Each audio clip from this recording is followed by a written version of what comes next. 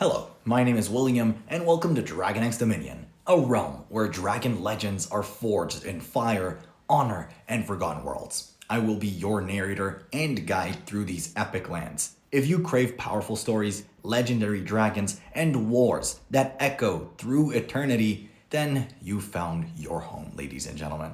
So like, subscribe, and claim your place among these legends. The mountains had gone silent 3 weeks ago, and Dr. Rebecca Hayes was the only person who seemed to notice. She pressed her gloved hand against the observation window of her small research lab, watching the northern peaks disappear into evening darkness. Behind her, the heating unit hummed its monotonous rhythm, fighting off the cold that had settled over Frosthold Station like a heavy blanket. This winter refused to end. The calendar said spring should have arrived 2 months ago, but the snow kept falling and the temperatures kept dropping. That wasn't what worried her. What worried her was the absence of sound from the Kolresh territories above. Every winter for the past 12 years since humans had established this colony, the dragon-like beings who lived in the mountain peaks had filled the air with their songs. Deep, resonant harmonics that made the very stones vibrate. The colonists had learned to sleep through them, had even grown to love them. Children called them lullabies. Engineers swore the songs helped calibrate their sensitive equipment. Now, there was nothing. Rebecca turned back to her workstation, pulling up the audio monitoring data she had been collecting. The graphs showed nothing but wind and silence. She had mentioned it to Samuel Worth, the colony administrator, during their weekly meeting. He had shrugged it off with his usual practicality. Maybe they're hibernating, he had said, not looking up from his supply reports. Or maybe they just don't feel like singing this year. The Kolresh are private, Rebecca. They've made that clear. We respect their boundaries. They respect ours. That's the arrangement. But it felt wrong. The Kolresh were private, yes, but they were also consistent. 12 years of the same patterns, the same seasonal cycles. They didn't just change their behavior without reason. She had tried explaining this to her assistant, a young tech specialist named David who handled the atmospheric sensors. He had given her a sympathetic smile that made her feel like an over-worried parent. The readings are all normal, he had assured her. Well, except for some weird mineral signature from the upper peaks, but that's probably just volcanic venting. Nothing dangerous. Rebecca had thanked him and dropped the subject.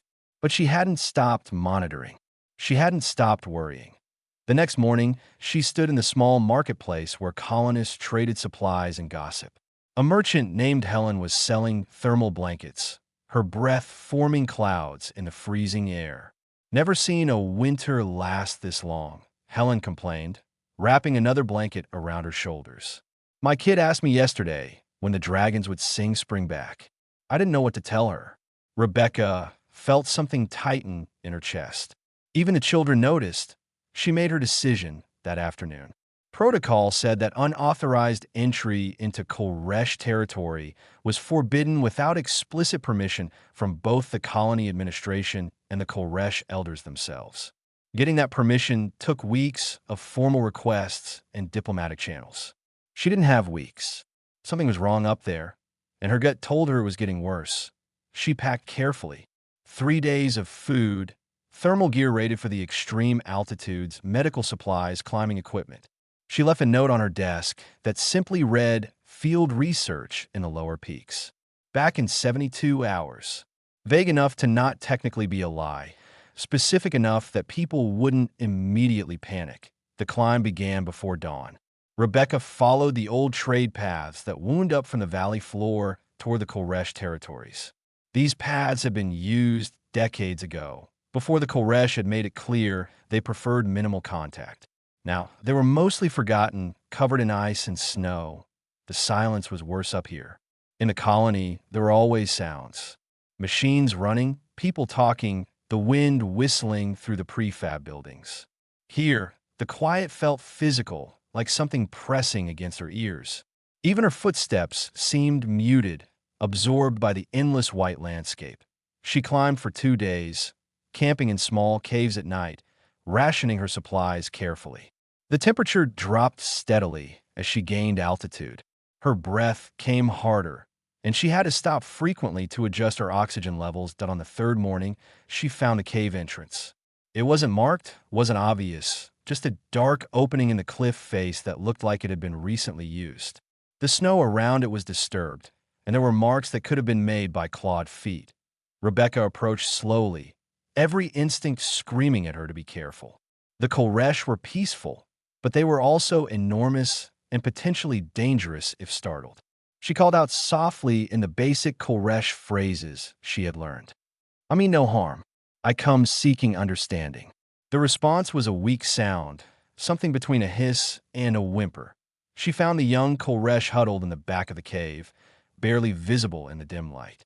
The creature was smaller than an adult, maybe adolescent, with scales that should have been bright blue but looked dull and gray.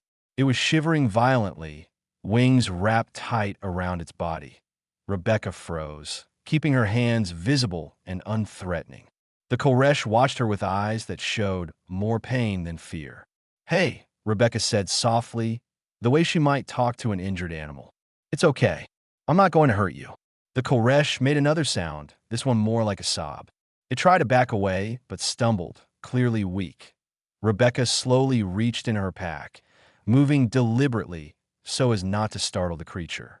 She pulled out her thermal blanket and held it up so the Koresh could see it. "You're cold," she said. "Let me help." For a long moment, nothing happened. Then the young Koresh collapsed, its strength finally giving out completely. Rebecca moved fast. The young Koresh had fallen onto its side, breathing shallow and rapid. She draped the thermal blanket over its body and activated the heating elements woven into the fabric. The creature's skin felt like ice through her gloves. She pulled out her medical scanner, running it over the Koresh's vital signs. The readings made her stomach drop. Body temperature was far below what her database listed as normal for the species. Heart rate was erratic. The creature was dying. "Stay with me," Rebecca murmured, digging through her pack for the emergency nutrient gel. It was designed for humans, but it was better than nothing. She squeezed him onto her fingers and held it near the Koresh's mouth. "Come on, just a little." The creature's tongue flickered out weakly, tasting the gel. After a moment, it took more. Rebecca kept feeding it small amounts, not wanting to overwhelm its system. As the Koresh's breathing stabilized slightly, its eyes focused on her with more awareness. It spoke, the words coming out in heavily accented but understandable common language. "You should not be here, human." "Yeah. Well, I'm stubborn that way," Rebecca said, continuing to monitor its vitals. "What's your name?" "Shara." The young Koresh's voice was barely a whisper. "I am Shara of the Mountain Peak clan. I'm Rebecca. Can you tell me what's wrong? Why are you out here alone?" Shara's eyes closed, and for a moment Rebecca thought she had lost consciousness again. Then the Koresh spoke, words tumbling out in a rush. "The cold came from inside us. We cannot sing anymore. We try and try, but the songs are broken, wrong. Without the songs, we cannot warm the breeding chambers. The eggs are freezing. Slowly. Every day, they grow colder." Rebecca felt her blood run cold. "The eggs? Your people are breeding right now. The winter clutch. 347 eggs. They were laid when the season began, when we thought spring would come. But spring did not come, and now we cannot protect them." Shara's voice broke. "The elders sent me away. They said I should not watch them die. They said it was better if some of us did not carry that memory." "Wait, slow down." Rebecca's mind was racing. "You're saying your songs keep the eggs warm? It's not just cultural, it's biological. Our songs create warmth. The harmonics vibrate at frequencies that generate heat in the breeding chambers. It has always been this way. But the sickness came, and now when we try to sing, the sounds are fractured. They do not warm. They do not protect." Shara's whole body shuddered. "The eggs will die. Our children will die. And we're too proud to ask for help, so we will die in silence." Rebecca stood up, pacing in the small cave. Her scientific mind was already working through the problem.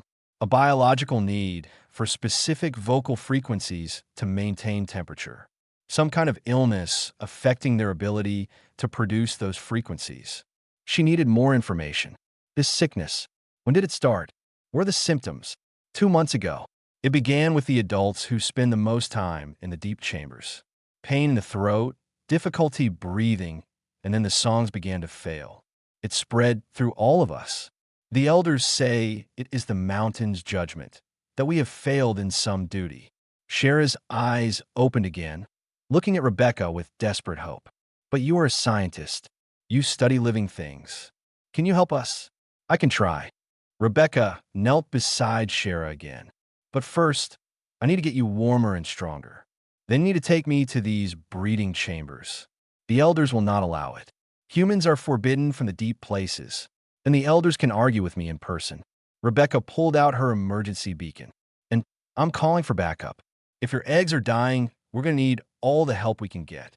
Shara tried to protest, but Rebecca was already activating the beacon, sending a compressed data burst back to Frosthold Station. The message was simple and urgent. She included her location, a brief description of the situation, and a request for anyone willing to climb to bring thermal equipment and medical supplies. She didn't know if anyone would come. The Koresh had always kept humans at a distance. Many colonists were content with that arrangement, but she had to try. Over the next few hours, Rebecca worked to stabilize Shara. She shared her food, her water, and her warmth.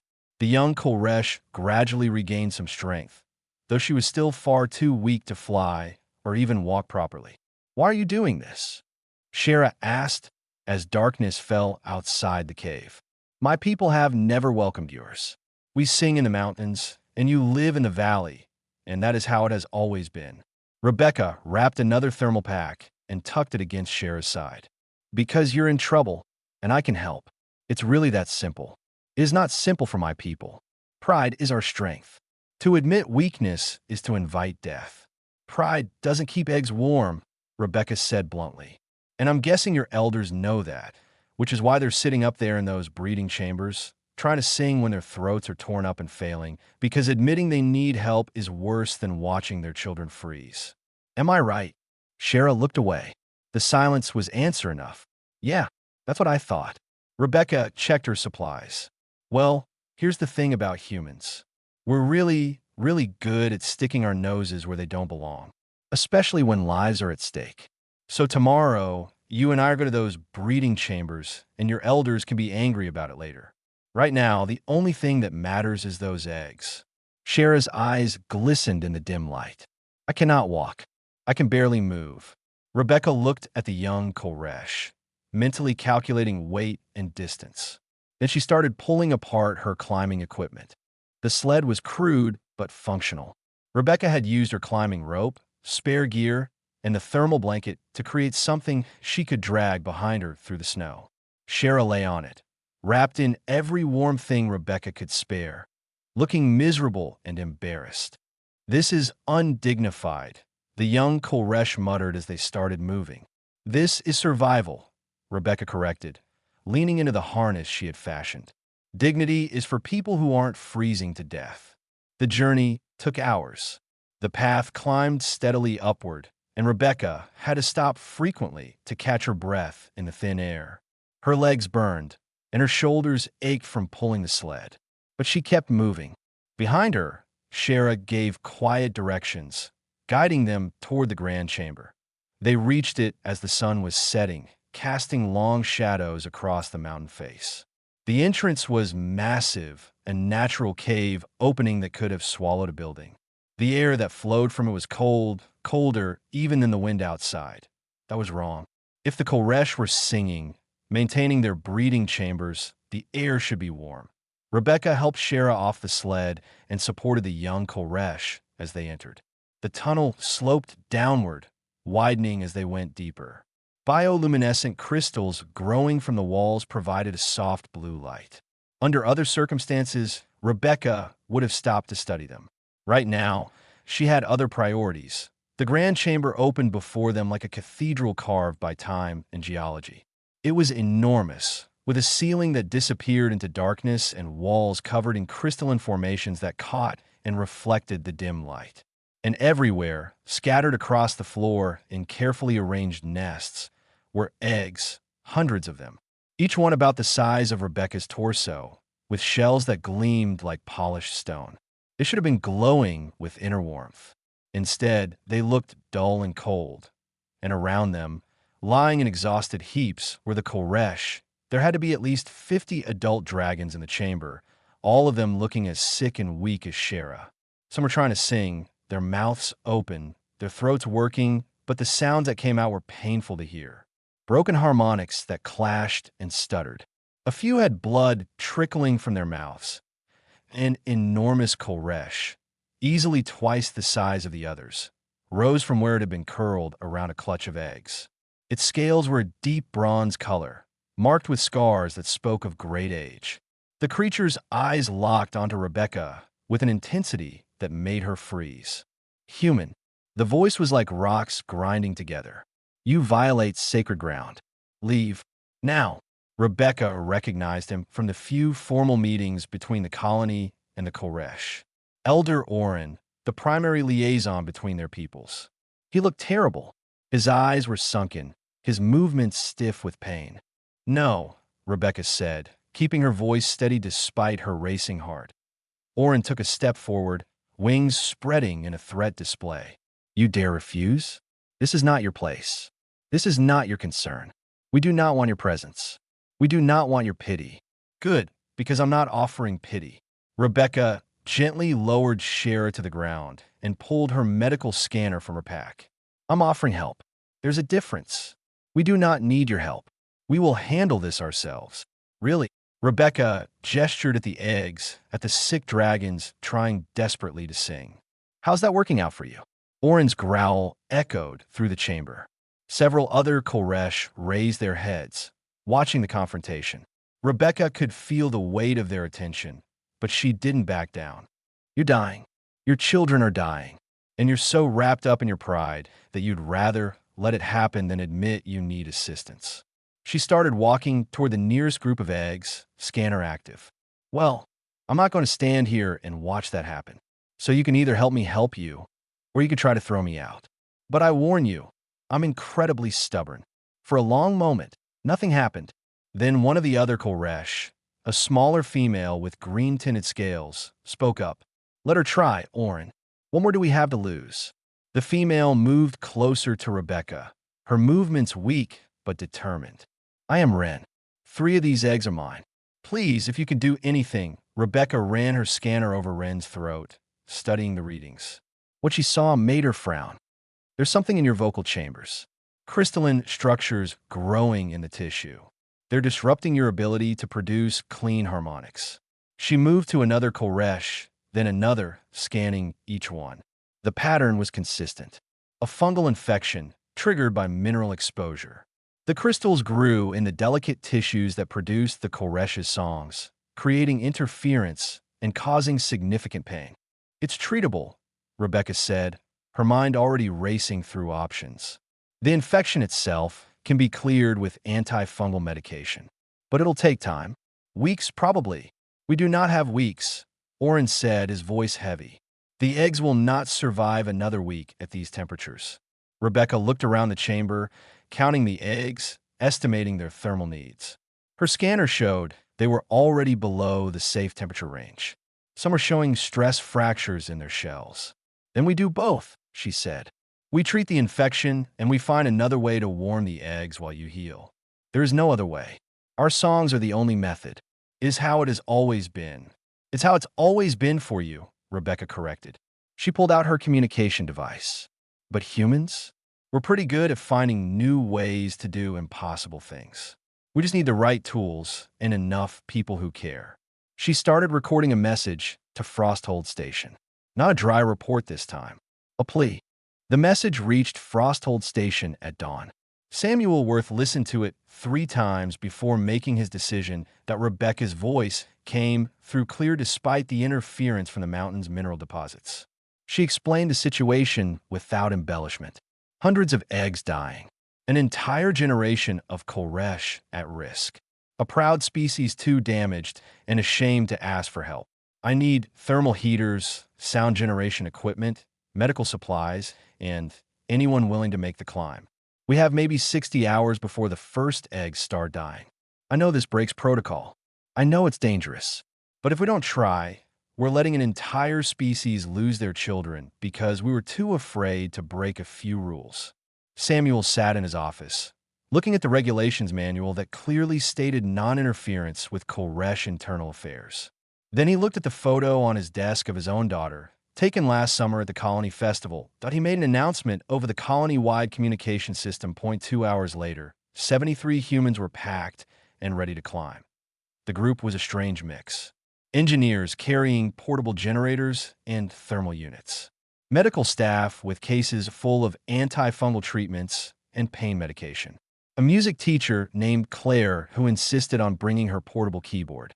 A teenage girl named Hannah who brought nothing but her grandmother's music box. Construction workers, scientists, farmers, even the cook from the main cafeteria. Samuel had tried to argue that they needed trained personnel only. A young engineer named Terry had shut him down. My kid asked me last week why the dragon stopped singing. She's been worried about them. You think I'm going to tell her I had a chance to help and didn't take it because I wasn't qualified enough? No thanks.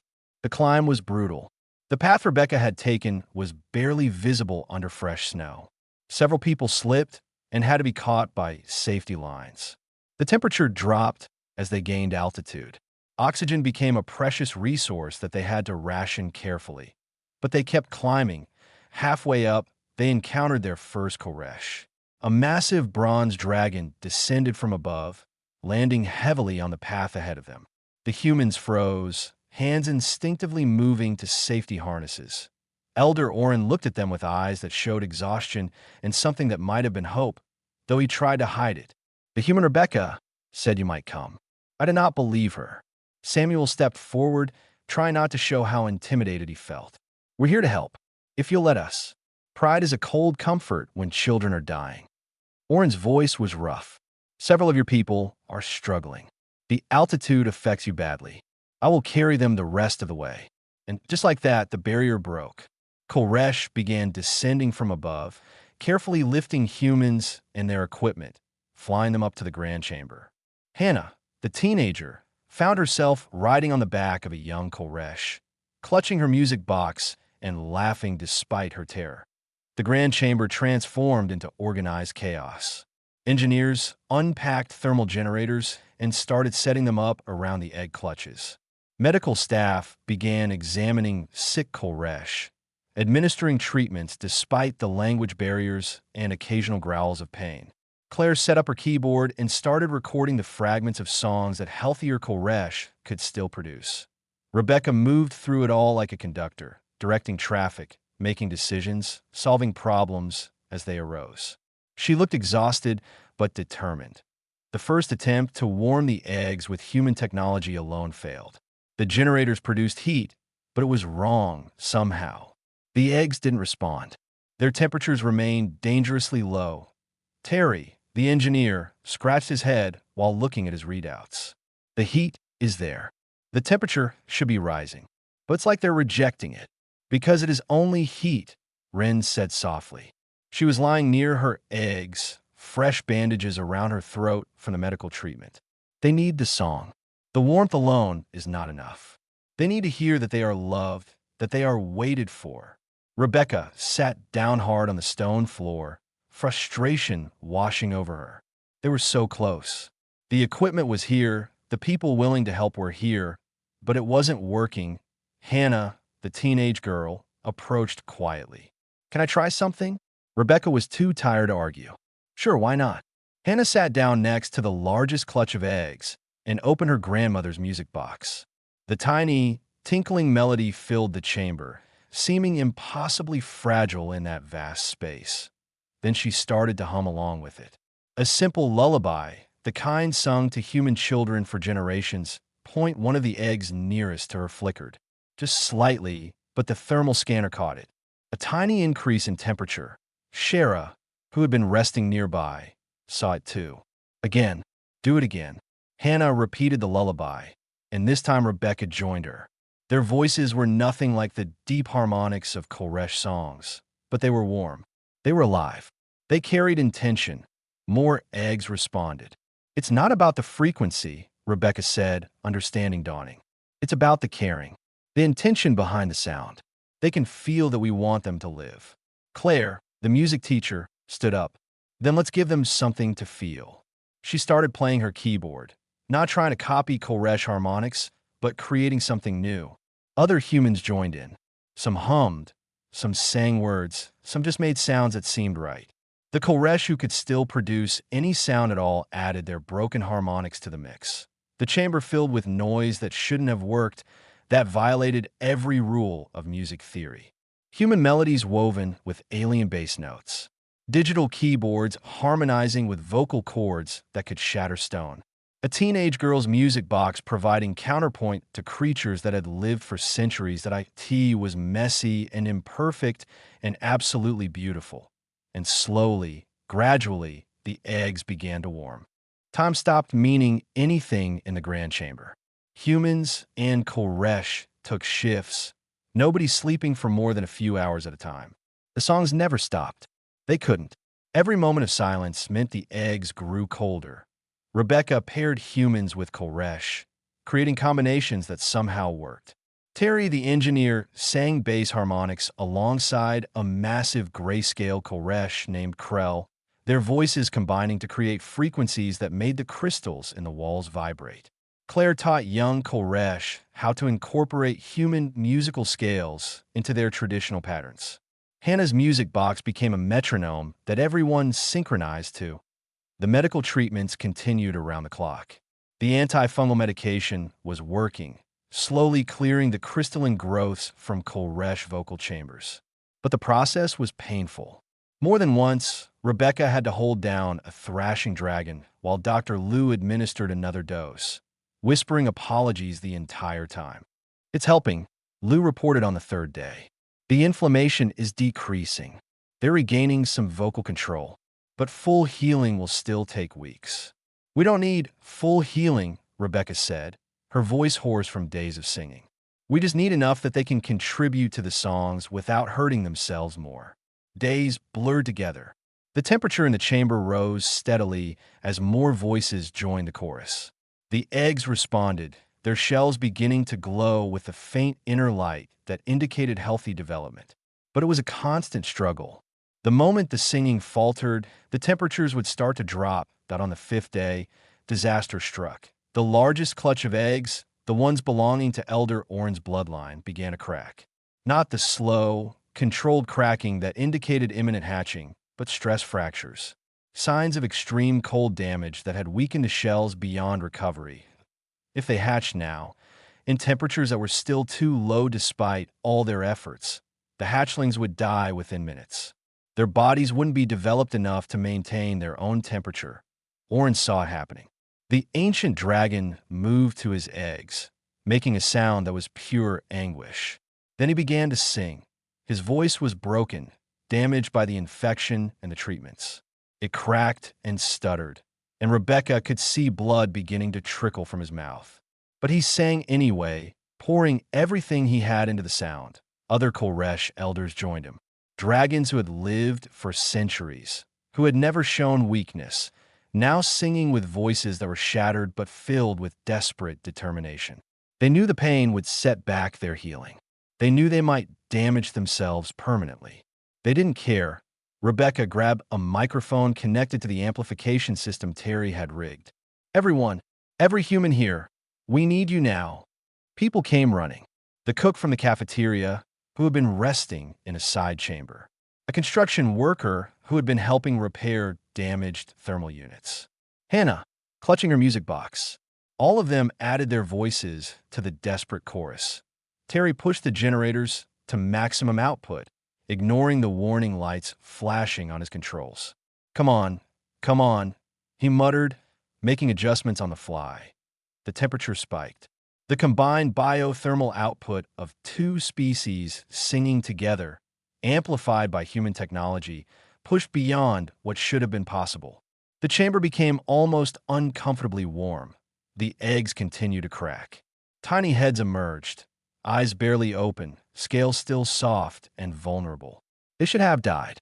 The cold damage should have been too severe, but the hatchlings heard the songs, felt the warmth, not just as temperature, but as welcome, as love, and they lived.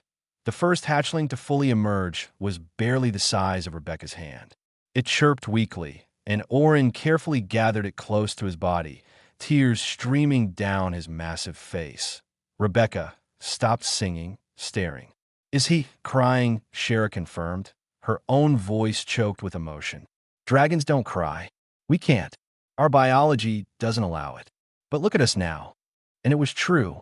All around the chamber, Koresh were weeping. Tears fell like rain, freezing as they hit the stone floor, creating tiny crystals that caught the light like diamonds. More eggs hatched. The humans kept singing, kept the temperature high, while Koresh parents gathered their newborns. Not all the eggs survived. 23 remained cold and dark. Their occupants lost the damage done before help arrived.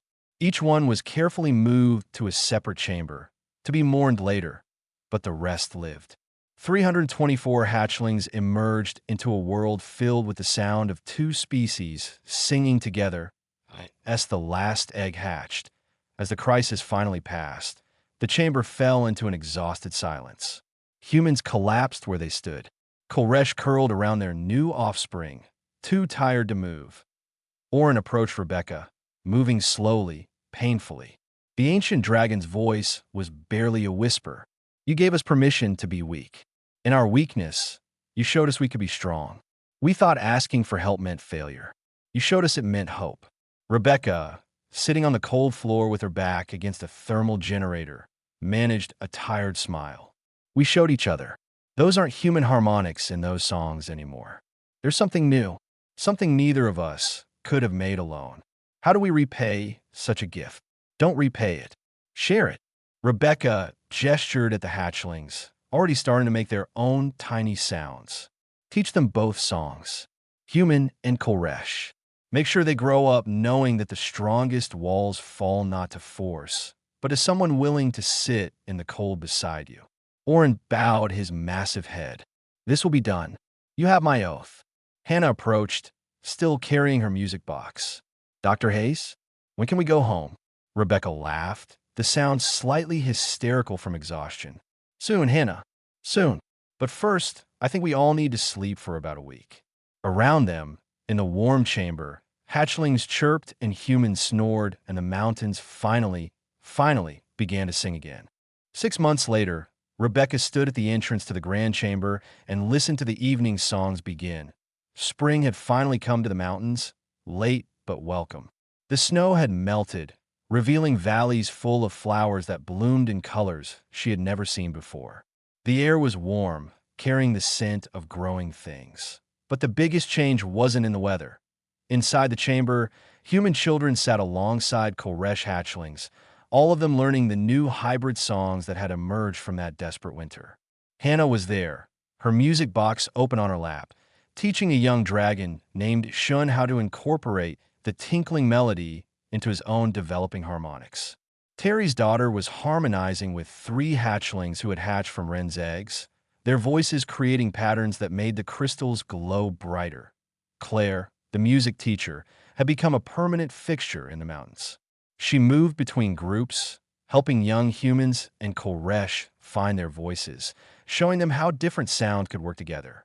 The songs that filled the chamber now were unlike anything either species had created before. Richer, more complex, beautiful in their imperfection. Shara approached Rebecca, moving with the grace of a healthy young dragon. The treatments had worked completely for her. Her scales gleamed brilliant blue in the crystal light. Elder Orin wishes to speak with you. He's in the upper chamber. Rebecca climbed the winding path to where the elders gathered. The older Koresh had recovered more slowly, their bodies taking longer to heal from the infection and the damage they had done to themselves, saving their offspring. But they had recovered.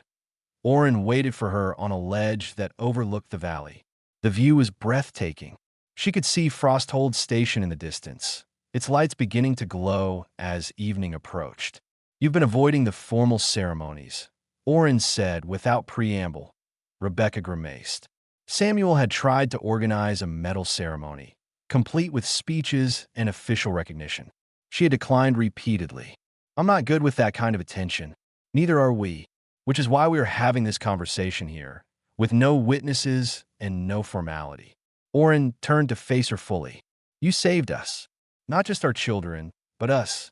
We were dying in our pride, and you refused to let that happen. I had a lot of help. 73 humans climbed that mountain. Every one of them mattered. Yes, and you will notice that every one of them is now welcome in our territories. The barriers we maintained for so long are gone. Human younglings study alongside our hatchlings. Your engineers help us maintain the thermal systems we have installed as backup for future emergencies. Your medical staff train our healers in new techniques. Orin paused, his ancient eyes studying her. We are becoming something new, not fully Koresh, not fully human, something that encompasses both. This terrifies some of my people. It thrills others. I find myself uncertain which group I belong to. Rebecca leaned against the stone wall, watching the sunset paint the sky in shades of orange and purple. Change is scary, but you know what's scarier? Staying the same when the same means letting people die because you're too proud to adapt. Wise words from someone so young. I'm not that young, and I learned them from watching you. Orin made a sound that might have been a laugh. Me? I was the one insisting we handle our problems alone. And you were the one who changed your mind, who sang despite the pain, despite knowing it might damage you permanently, who chose your children's lives over your pride. That took more courage than anything I did. They stood in companionable silence for a while, watching the day fade. Below them, the evening songs continued. Human voices and Koresh harmonics woven together so completely that it was impossible to separate them. The winter song cycle begins again next month, Orin said eventually. We would like the humans to participate, not as helpers or guests, but as equal voices in the chorus. The songs will be different than they were before. Some of the traditional patterns will be lost, merged into these new forms. Not everyone is happy about this. Traditions change. That doesn't mean they die. They evolve. Yes. Orin spread his wings, the membrane catching the last light. We have a saying, an old one. It goes, the mountain stands alone and remains unconquered. We thought this meant strength. Now I think it meant loneliness. Rebecca smiled. Humans have a saying too. No man is an island.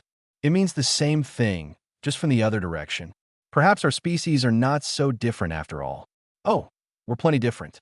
You can fly. You're about 10 times stronger than us, and you can naturally produce harmonics that would take us a synthesizer to replicate. But we both love our kids. We both sing. We both need help sometimes, even when we don't want to admit it.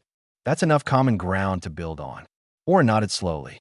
Rebecca Hayes, you broke our laws by entering forbidden territory. You violated protocols designed to maintain separation between our peoples. You ignored direct orders from your own administrators. Are you going to complain about this again? Because we've been over it like 5 times. I am stating facts before I finish with this. Thank you. From the depths of my ancient heart, thank you. You saw us suffering and chose compassion over convenience. You climbed a mountain in winter because you heard silence and knew it meant something was wrong. You're the reason my grandchildren breathe. Rebecca felt tears prickling at her eyes. You're welcome. And Orin, thank you for letting us help, for trusting us enough to show weakness. That took more bravery than anything else. The old dragon bowed his head. Go. Your administrator has been trying to contact you about that ceremony again. He is very persistent. He really is. Rebecca started to turn away, then stopped. Hey, Orin, what do dragons do when they're grateful? Like, is there a traditional gesture or something? We sing. Always we sing. From a chamber below, as if on cue, the evening songs rose to a crescendo. Human and Koresh voices united, not in perfect harmony, but in perfect intention. Singing not of conquest or dominance, but of connection, of warmth shared in the deepest cold, of dragons who learn to cry and humans who learn to fly, metaphorically speaking, on wings of compassion. Rebecca descended back to the grand chamber, where children of 2 species learned together, played together, sang together, where the future was being built one imperfect, beautiful note at a time. The mountains sang that night, as they had for thousands of years. But the song was different now, richer. fuller. A harmony that could only exist because someone had been willing to sit in the cold and refuse to leave until help arrived.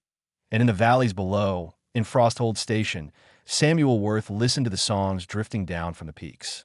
He smiled, filed Rebecca's official reprimand in the recycling bin, and started drafting the paperwork for her commendation instead. Some rules, he had learned, were meant to be broken, especially when breaking them meant saving lives. Especially when breaking them meant learning that the strongest bonds are forged not in moments of triumph, but in moments of shared vulnerability. The winter had been long and brutal, but it had taught them all something precious, that compassion could bridge any divide, warm any cold, heal any wound, that dragons could cry, and that sometimes crying together was the beginning of singing together. And that was worth any amount of broken protocol.